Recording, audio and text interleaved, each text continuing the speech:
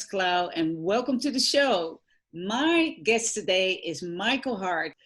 Michael is founder and director at Hart Accountants. With business partner Helen Ewing, he has built a fabulous team of senior accountants and support people, primarily serving progressive business owners, and I'm one of them. Michael operates like a true entrepreneur who is constantly innovating and focused as a valuable business partner for his clients. In the last couple of years, Michael has taken on some inspiring personal and professional challenges that has provided him with interesting leadership insights. So can't wait to hear more about that. What you might not know about him is Michael climbed the Kilimanjaro. Well done. Still alive. It is, yeah. Michael, to get to know you even better, I've got 5 quick questions for you. What superpower do you wish you had? Invulnerability. Can't come unstuck. Go forward. Yep. Sounds great. And what is the best getaway destination that you went to? Japan. I went skiing there. Fantastic snow, different culture, amazing. Wow. And what's the most adventurous thing you've ever done? First thing was go on a trek with the Mark Hughes Foundation through the jungles of Borneo. Accountant trying his luck against professional athletes. Fantastic. Yeah. Oh, wow, that sounds great. Hey, and what makes you sing out loud? I'm an accountant. Nothing makes me sing out loud too often, but I think just seeing a business turn from having some struggles to seeing them go fantastically. That's what really gives me a buzz. Oh, fantastic. And last but not least, who is your greatest role model? I don't really have any celebrity role models, but just I've seen people in business that have had a little bit of personal success, but it's what they've done with it. So, really bring people with them, staff, people around them, giving back to the community. So, yeah, lots of people like that. Great to hear. What is your take on adaptability, and where do you see the biggest opportunity to adapt? Yeah, I think with adaptability for me, it's about how to interact and change the way you do that with staff to get the best out of them. So I know with our staff, everybody's different. Everyone's driven by different things. And I guess my technique generally is fairly collaborative.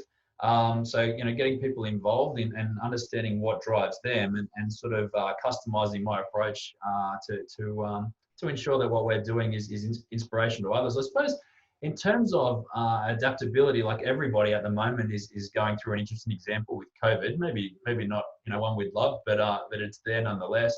And so adapting in that regard as well, whether that's changes to the use of technology or changes in the way that we interact with our clients electronically, and how the staff work, with working from home, all those sorts of little changes and tweaks that we have to do along the way to ensure that we're still getting the best for our clients and so that the people here are happy in those adaptations as best they can be.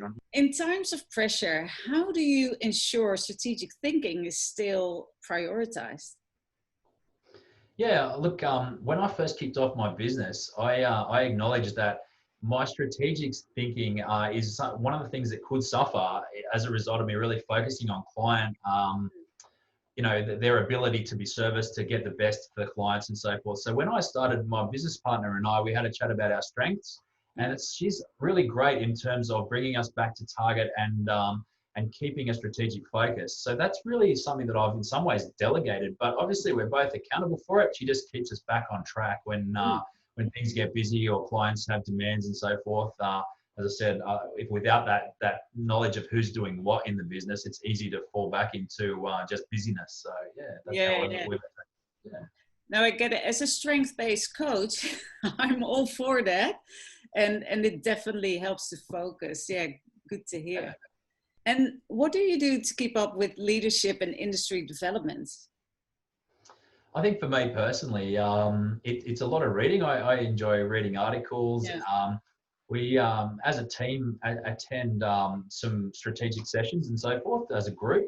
And one of the ones what I do personally as well, when we go to training sessions, I'll come back to the office, sit down with the staff and let them know. And we do this for everybody. We walk back into the boardroom and have a debrief on, well, what did you gain out of that? What are the practicalities that we can bring into the business to make sure that we're implementing rather than just absorbing and then tend to be forgetting otherwise, right?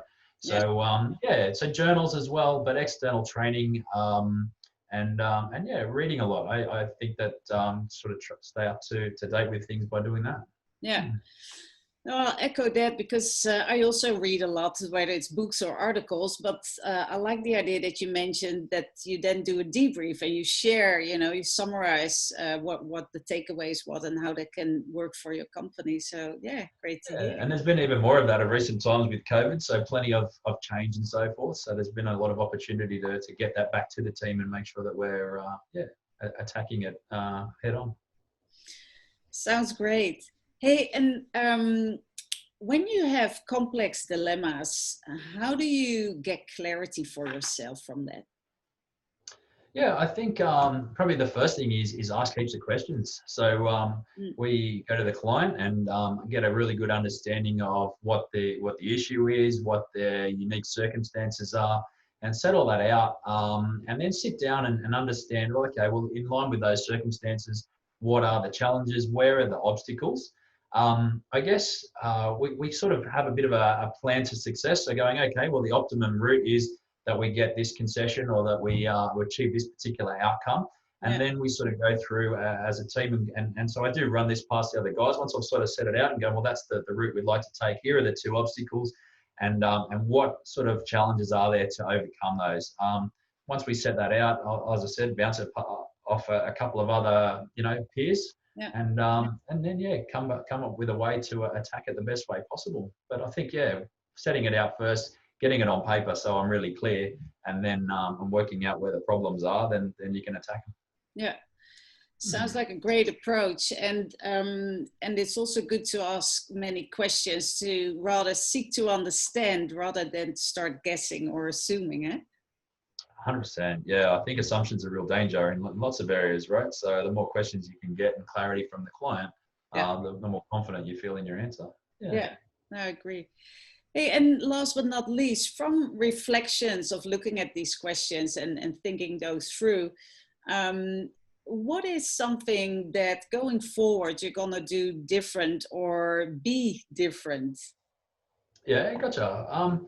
Look, I think pushing yourself outside your comfort zone, I think is a big one for me. Like I know I feel most fulfilled when I do something that's a bit outside of the ordinary, a bit different or challenging, whether it's climbing a mountain or taking on a new client challenge. All those sorts of things give me a buzz. And so, despite everyone's busy, right? And it's so easy to keep in that busyness mentality. But, if you take the time to be a bit more well-read, a bit more open to those challenges and embracing of them, then I feel like more comes of it as a result. And I think, happiness and successful collaboration with others is a big thing. So not only, taking on those challenges, but bringing other people with you and working with others closely to get their insights and get their ways on how they've had success. And that really helps. Yeah, that's a great one. Thanks. And also I like the part that you explain, if you challenge yourself and you go out of your comfort zone, you can climb mountains, right? So here to tell a story. So thanks so much for sharing your wisdom with us, and thanks for being here, and thanks everyone for joining in, and I hope you'll be challenging yourself. See you next time on the Shiftability Show. Keep shifting. Bye.